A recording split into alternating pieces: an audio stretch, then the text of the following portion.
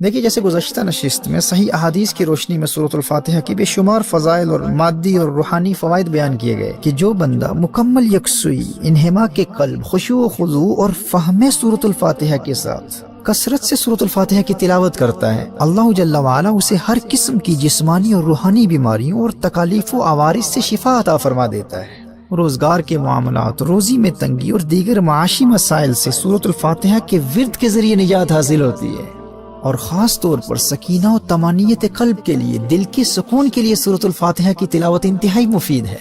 جب بھی دل میں بے چینی، اضطراب اور بے سکونی کی کیفیت محسوس کرو تو کثرت سے سورۃ الفاتحہ کی تلاوت کرو، اور پھر دیکھو سورۃ الفاتحہ کیسے تمہارے من میں چراغاں کر کے تمہارے دل کی ویران بستی کو آباد کر دیتی ہے۔ تمہیں سکون کی دولت نصیب ہوگی۔ یوں ہی اگر آپ کو لگتا ہے کہ لوگ آپ سے محبت نہیں کرتے، کوئی آپ کو پسند نہیں کرتا، سب نفرت کرتے ہیں، پیار کوئی نہیں کرتا، تو یاد رکھنا، جو جس قدر خلوص اور پیار کے ساتھ سورۃ الفاتحہ کی تلاوت کرتا ہے، اللہ جل وعلا لوگوں کے دلوں میں اس کی اتنی ہی محبت پیدا فرما دیتا ہے۔ یہ سورۃ الفاتحہ کی کثرت سے تلاوت کی برکت ہے کہ یہ انسان کو اللہ کی مخلوق کا محبوب بنا دیتی ہے، لوگ اس سے پیار کرتے ہیں۔ The most hated person becomes the most beloved of people with the blessings of the recitation of سورۃ الفاتحہ۔ اور اگر کسی کا حافظہ کمزور ہے تو وہ کثرت سے سورۃ الفاتحہ کی تلاوت کرے، اللہ جل وعلا اس کے حافظے کو تقویت عطا فرما دے گا۔ مختلف قسم کی ذہنی بیماریوں کا علاج سورۃ الفاتحہ کی تلاوت میں ہے، اور خاص طور پر جو شخص ڈپریشن کے مرض میں مبتلا ہے، وہ جتنی توجہ کے ساتھ سورۃ الفاتحہ کی تلاوت کرتا ہے، اللہ جل وعلا اتنا ہی جلدی اسے ڈپریشن کے مرض سے شفا یاب کر دیتا ہے۔ اسی طرح دشمنوں کے مقابلے میں فتح حاصل کرنے کے لیے، امتحانات میں کامیابی کے لیے، کسی کمپٹیشن میں فتح حاصل کرنے کے لیے، اور زندگی کے ہر میدان میں سورۃ الفاتحہ فتح سے ہمکنار فرماتی ہے۔ اس مبارک سورت کی روحانی فورسز کے ذریعے شیطانی اثرات، جنات کی حملوں، نظر بد، مرگی، آسیب اور ہر قسم کے جادو کا خاتمہ کیا جاتا ہے۔ صحابہ کرام علیہم رضوان تو خاص طور پر شیطانی اثرات اور جنات کے اثرات کا خاتمہ سورۃ الفاتحہ کے ذریعے کیا کرتے تھے۔ صحیح احادیث اور شارحین کی آراء کی روشنی میں اس پر تفصیلی کلام ہو چکا، لیکن سوال یہ پیدا ہوتا ہے کہ عام طور پر لوگ یہ تمام فوائد حاصل کیوں نہیں کرتے؟ وہ اس لیے کیونکہ وہ آداب تلاوت کے مطابق تلاوت نہیں کرتے، اور نہ ہی تلاوت کے دوران اللہ جل وعلا سے کمیونیکیشن کی کیفیت کو پیدا کرنے کی کوشش کرتے ہیں، جبکہ ایک بگنر کے لیے بھی یہ کیفیت دوسری صورتوں کی بنسبت سورۃ الفاتحہ میں بہت آسانی سے حاصل ہو جاتی ہے، کیونکہ ہمیں علم ہوتا ہے کہ جواب کیا آ رہا ہے۔ اس کیفیت کے حصول کا طریقہ حدیث مصطفیٰ صلی اللہ علیہ وسلم کی روشنی میں آپ کی بارگاہ میں پیش کروں گا۔ اور اگر آپ کی کوئی جائز حاجت ہے اور آپ چاہتے ہیں کہ آپ کی وہ حاجت جلد پوری ہو جائے، تو صحیح عقیدہ، گناہوں سے توبہ اور دین اسلام کے احکام پر عمل کی شرط کے ساتھ ہمارے مشائخ کے اس مجرب ورد پر عمل کیجئے، انشاءاللہ آپ کی حاجت جلد پائے تکمیل تک پہنچے گی۔ وہ عمل انتہائی آسان ہے۔ فجر کی سنتوں اور فرضوں کے مابین، یعنی صلاۃ الفجر کی 2 سنتیں ادا کرنے کے بعد اور 2 فرض ادا کرنے سے قبل اپنی اس حاجت کو ذہن میں رکھ کر 41 مرتبہ 41 ٹائمز سورۃ الفاتحہ کو بسم اللہ الرحمن الرحیم کی میم سے ملا کر یوں پڑھیں، بسم اللہ الرحمن الرحیم الحمد للہ رب العالمین، یعنی بسم اللہ الرحمن الرحیم کی جو آخری میم ہے، اس میم کو الحمد کی لام سے ملا کر بسم اللہ الرحمن الرحیم الحمد للہ رب العالمین والضالین تک یہ ہر روز 41 مرتبہ 41 ٹائمز 7 سے 21 دن تک پڑھتے رہیں۔ اگر اس میں آپ کے لیے کوئی بڑا نقصان نہ ہوا تو انشاءاللہ انہی ایام میں آپ کی وہ خواہش پوری ہو جائے گی۔ So between the 2 sunnahs and 2 fard of Fajr, you recite Bismillah ar-Rahman ar-Rahim Alhamdulillahi Rabbil Alameen to the end of Surah Al-Fatiha 41 times, and this is done for 7 to 21 days.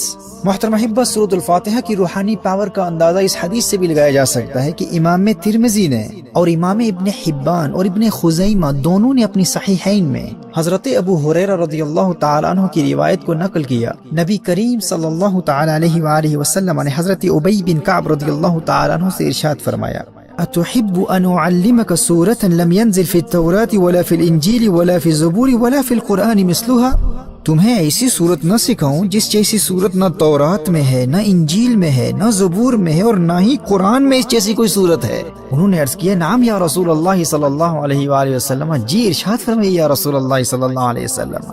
فقال رسول الله صلى الله عليه وسلم كيف تقرأ في الصلاة؟ قال فقرأ القرآن۔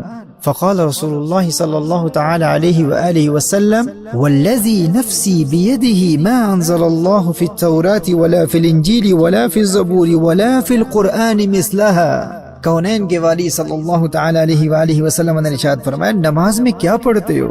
تو انہوں نے ام القرآن کی تلاوت کی، یعنی سورۃ الفاتحہ کی تلاوت کی. تو نبی کریم صلی اللہ علیہ وآلہ وسلم نے ارشاد فرمایا مجھے قسم ہے اس ذات کی جس کے قبضہ قدرت میں مجھ محمد کی جان ہے صلی اللہ تعالی علیہ وآلہ وسلم. سورۃ الفاتحہ جیسی سورت نہ تورات میں ہے، نہ انجیل میں ہے، نہ زبور میں ہے، اور نہ ہی قرآن میں ہے.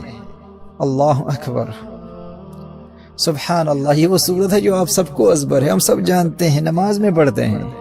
اور یاد رکھنا میں نے یہ جو فوائد و منافع بیان کیے ہیں صحیح احادیث سے ثابت ہیں. صحیح بخاری کی حدیث ہے، حضرت ابو سعید خدری رضی اللہ تعالیٰ عنہ سے روایت ہے کہ ہم ایک مرتبہ ایک سفر پر تھے.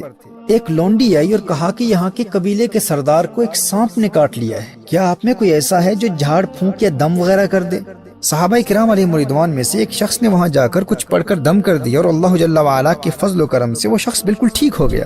جب بعد میں اس صحابی سے پوچھا گیا کہ کیا آپ کوئی جھاڑ پھونک یا دم وغیرہ بھی کرتے ہیں، آپ کو بھی اس چیز کا علم ہے؟ تو صحابی نے فرمایا کہ میں نے سورۃ الفاتحہ پڑھ کر دم کیا تھا. یہ صحیح بخاری کی حدیث ہے. تو پوچھا گیا کہ آپ نے یہ علم کہاں سے حاصل کیا؟ آپ نے کچھ پڑھ کر دم کیا اور اس قبیلے کا سردار فوراً ٹھیک ہو گیا. تو صحابی نے فرمایا کہ میں نے تو سورۃ الفاتحہ پڑھ کر دم کیا ہے. اور پھر اس صحابی کے اس عمل اور اس تمام واقعے کو سننے کے بعد نبی کریم صلی اللہ تعالی علیہ وآلہ وسلم نے بھی تحسین فرمائی اور حوصلہ افزائی فرمائی. اسی طرح سنن نبی داؤد کی حدیث میں صحابہ کرام علیہم رضوان کا واقعہ بیان کیا گیا ہے کہ ایک آدمی کو لایا گیا جو زنجیروں میں جکڑا ہوا تھا. لوگوں نے کہا کہ یہ پاگل ہے اور تم محمد صلی اللہ تعالی علیہ وآلہ وسلم کے ساتھی ہو، اس پر کچھ ایسا پڑھو کہ یہ ٹھیک ہو جائے. صحابہ کرام علیہم رضوان اس شخص پر صبح و شام تین مرتبہ سورۃ الفاتحہ پڑھ کر دم کرتے. چند دنوں کے عمل کے بعد وہ شخص ایسا صحتیاب اور خوش و خرم نظر آنے لگا جیسا کہ کوئی غلام ہو اور اسے آزاد کر دیا گیا ہو. تو یاد رکھیے سورۃ الفاتحہ پڑھ کر مریض پر دم کرنا یہ کوئی بدعت نہیں ہے، صحیح بخاری اور صحیح ستہ کی دیگر صحیح احادیث سے ثابت مسنون عمل ہے.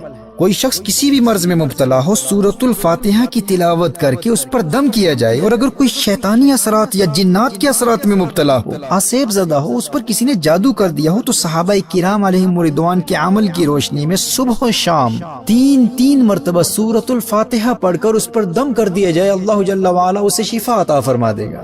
اور عام حالات میں بھی کثرت سے سورۃ الفاتحہ کی تلاوت کرنے والے کو وہ تمام روحانی اور مادی فوائد حاصل ہوں گے جن کا ذکر میں ابتدا میں کر چکا.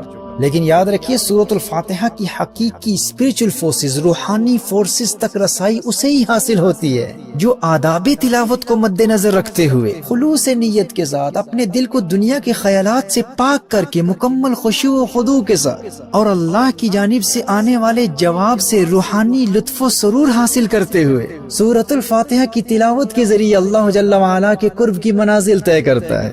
کامل فائدہ وہی حاصل کرتا ہے. لیکن اس کے فیوز و برکات سے زیادہ فائدہ حاصل کرنے کے لیے یقیناً آپ بھی اب اللہ جل وعلا کی جانب سے آنے والے جواب کو سننے کے لیے بہت بے تاب اور ایکسائٹڈ ہوں گے کہ آخر وہ جواب ہے کیا. تو سماعت فرمائیے.